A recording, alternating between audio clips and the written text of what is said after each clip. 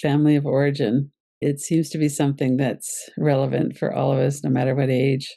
We still have some energy around our family of origin. So I thought today we could look at some of the conditioning that happens and some of the ways that we might be troubled or still feeling the effect of childhood. As we're doing this, just to remain aware of your body, your breath. There's really no right or wrong answers in an inquiry. Some of the ways that we feel so much satisfaction and joy in life is through relationships, and it's also the source of great harm and great distress. I always find that getting specific is helpful. So today we start with families of origin. Some of the families that were around when I was growing up. If you're younger, you probably won't remember some of them. The Brady Bunch. We have Happy Days with the Fonz, the Fresh Prince of Bel-Air. More recently, This Is Us, the family at Schitt's Creek, Gilmore Girls. The point that I'm bringing up here, though, is that we have a feeling like we're part of these families. And it's a little bit different now that we can binge watch them on Netflix, but that actually might make it even more compelling. We have these ideas about what's a family like. And it might be that your family was more like the Addams family than the Partridge family. The Partridge family, this idealized version of this happy middle class family where everybody's in a certain amount of challenges, but basically the family unit comes together. We have some from the 50s and 60s, Father Knows Best. Modern family, we're starting to see a few queer characters come in. The Fosters, two lesbian parents of foster kids. TV families set the tone for what's ideal, but also it reflects the changing composition of our families. All in the Family with Archie Bunker. These shows push against conditioning and let us see our conditioning. What was your situation with your family? Was it reflected on TV? Was it reflected in popular culture when you were kind of growing up or in your earlier adult years? That has a big impact on how we feel about being normal. Heteronormativity is so strong. Two parents, a mom and a dad, 2.1 kids. We just feel like there's something wrong with us if we don't fit in with that. Heartland is a TV show about a ranch family filmed in a place where I used to live in southern Alberta. Especially after I moved from Alberta to Nova Scotia, I would turn it on and I would be eating my meal while they were eating a meal. And there's something seductive about that. It feels like you're part of the family. I'm not saying that that's wrong. I'm just pointing out that that is. When we connect with these families, it's a safe environment for us to experience frustration that they feel. And it always has a happy ending. They always come back into connection even when something difficult happens. And that is not something that happens in all of our lives, in our real personal lives. Conditioning is in our animal body, our mammal body. It's in our predictive brain, our nervous system. It's our ideas about what should be and what's normal and what's right. It operates below our conscious awareness. So a lot of the times, if conditioning is working well, we don't even realize that we have it. Conditioning around parents. The husband, dad, protector, hero is the male ideal. The mother is your first friend, your best friend, your forever friend is the ideal. Was that your situation? Wasn't mine. Let's sit with that for a bit. What was your conditioning around what the family should be? And what was the actual situation in your family? And then how did you explain that to yourself?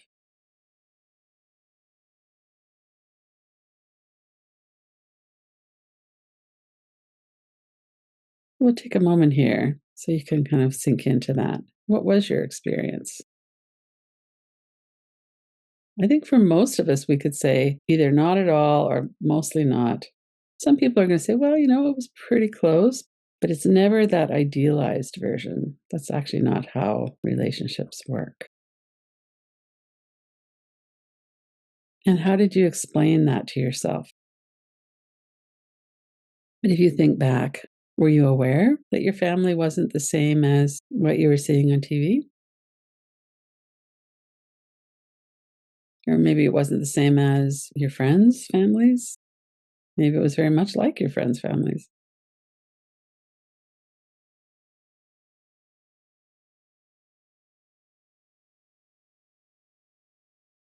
What was your experience of that when you were in grade school, like grade 2 or 3 or something? Because before we go to school, we don't really know that there's anything else possible, or before we start to see that on TV. What was it like for you early in grade school? What was it like later on, maybe as you're a teenager?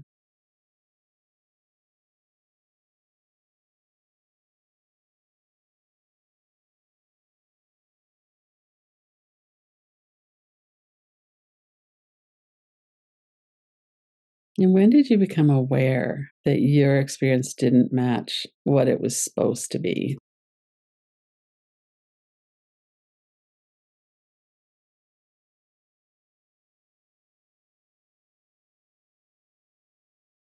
So when I was a teenager, I felt very isolated, like I was completely on my own. I couldn't take any problems I had to my parents. And I didn't know that everybody didn't feel that way. That was my experience. And I just thought everybody was like that. So I didn't realize that was a problem until much later. That's not how everybody felt. They felt known by their parents. They felt they could take what was going on to their parents and get some support. At least some people did. I think it's helpful for us to know who we were influenced by and what kind of ideas there were there. And almost all the shows were white families until a bit later. Let's move into some inquiry. Our conditioned beliefs. If you had an experience with neglect or abuse in your family, you might have included that there was something wrong with you. You were in that situation. Many times, children internalize the belief that bad things happen to us because we're bad. If your family looked pretty normal and everybody else seemed happy, but you didn't feel happy, again, we probably internalize that as it's my fault. I didn't fit in because there's something wrong with me, especially if you're in a family of high achievers and you weren't. Many of us felt ashamed and powerless and really alone. So, whatever your conditioned beliefs are that are coming to mind now, see them as beliefs.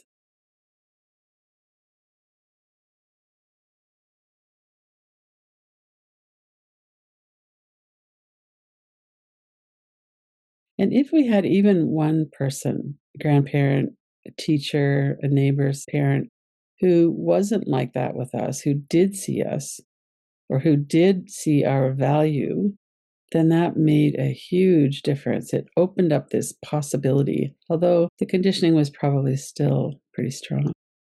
When you're looking at those beliefs, there's something wrong with me.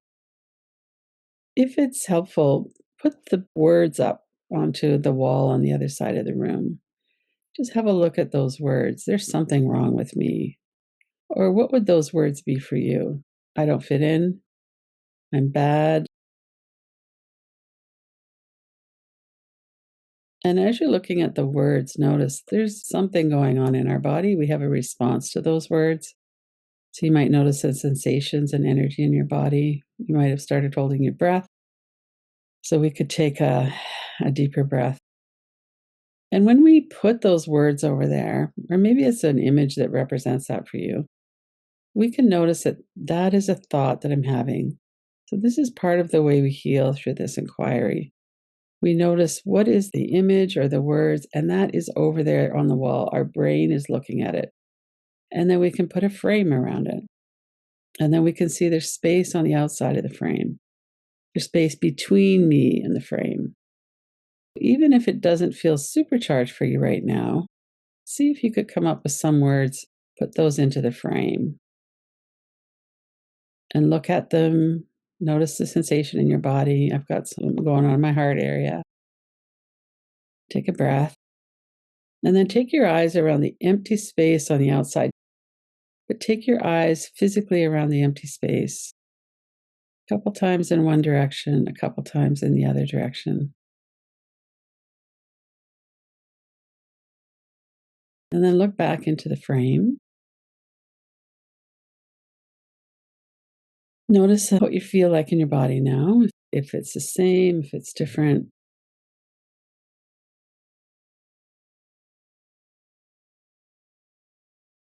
So it might bring up really specific, like shame associated with not having a father when it's presented as the norm.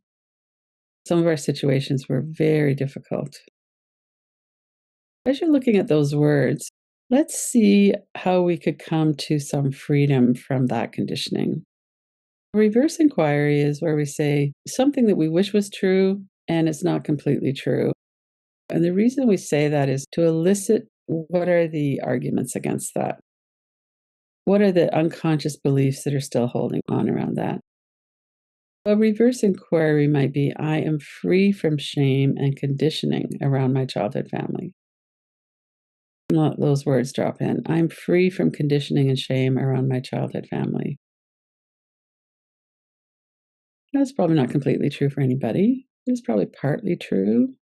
All of us here are doing work on ourselves.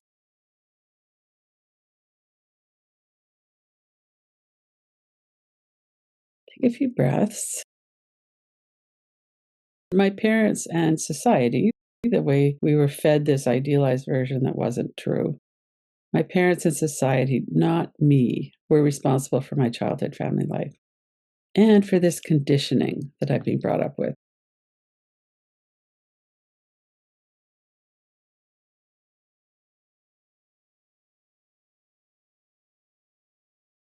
And that might elicit that belief that children have that whatever's going on is our fault.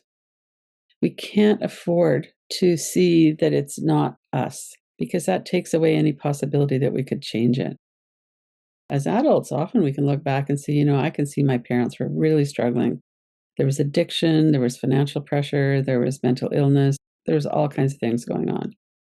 For me, my mother hated being trapped in the house as a housewife, and she treated us as well as she could, but she wasn't happy. All of these different things that we take on as, well, if my parents don't love me, if they don't want to know who I am, I must not be worthy, or there must be something wrong with me. When we say something like, my parents and society, not me, were responsible for the conditions of my childhood and my family life, you might run into a, well, that's not true. There's something wrong with me. And then let's look into how you know that. How do you know there's something wrong with you?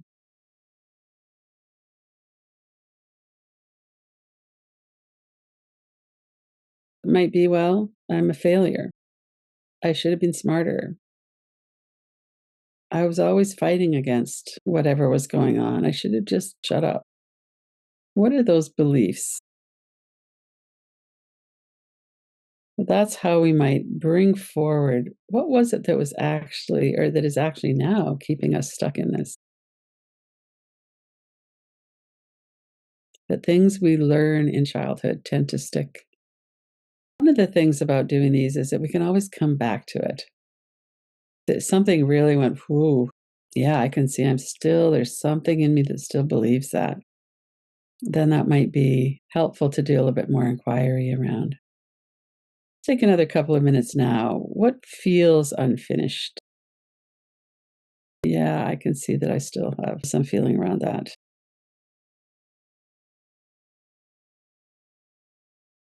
And then if you were to think about someone else in your life who might have a similar belief, do you feel the same way about them?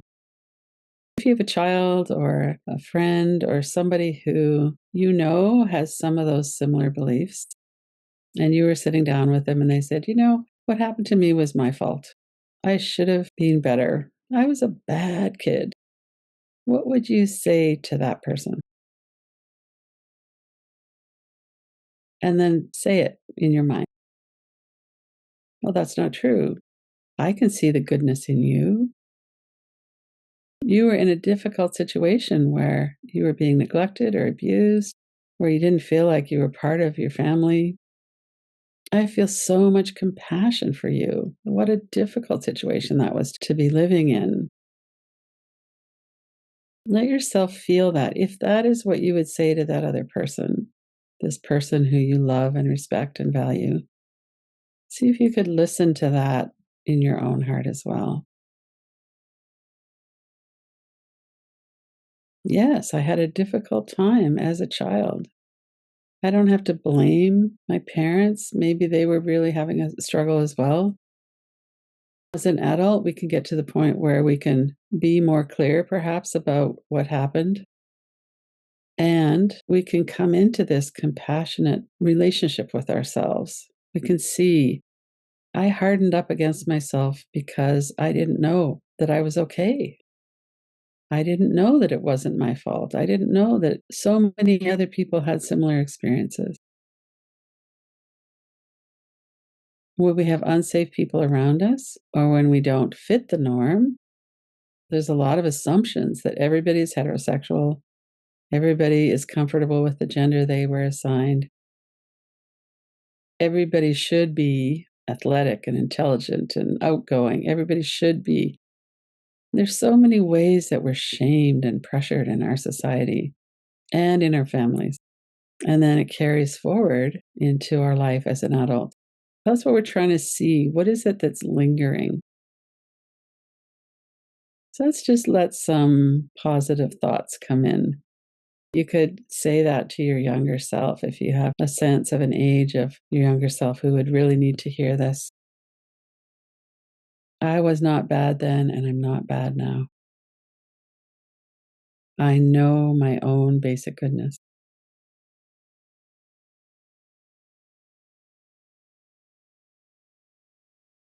We might have some habits or survival responses that we did that seemed to make things more intense or made it worse. And that does not mean anything about our own basic goodness. It just means that we had some responses that we were doing to try to make it through okay. For me, when I look back at my teen years, it was pretty chaotic. There was a lot of drugs and different ways I was trying to make it through. And that's not who I am. Those are some actions that I took for survival. As we're just finishing off this inquiry, I know my own basic goodness. Let yourself feel that. Offer yourself your kindness, your respect, your attention. And there might be a lot of grief that comes up or anger. That should not have been the way it was. And yet it was.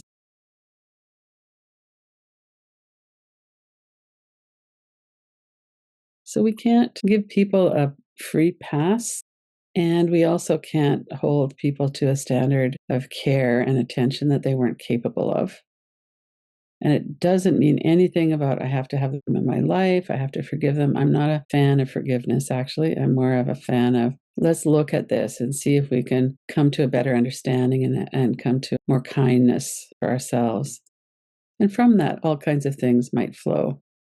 We might set really strong boundaries. It might resolve. We don't have to plan that ahead. The most important part is to bring ourselves into our own heart and to really see I am worthy. I don't have to stand on my head to be included in my own heart. This takes courage to do a practice like this. Let it settle. Notice what you feel. Let yourself be kind.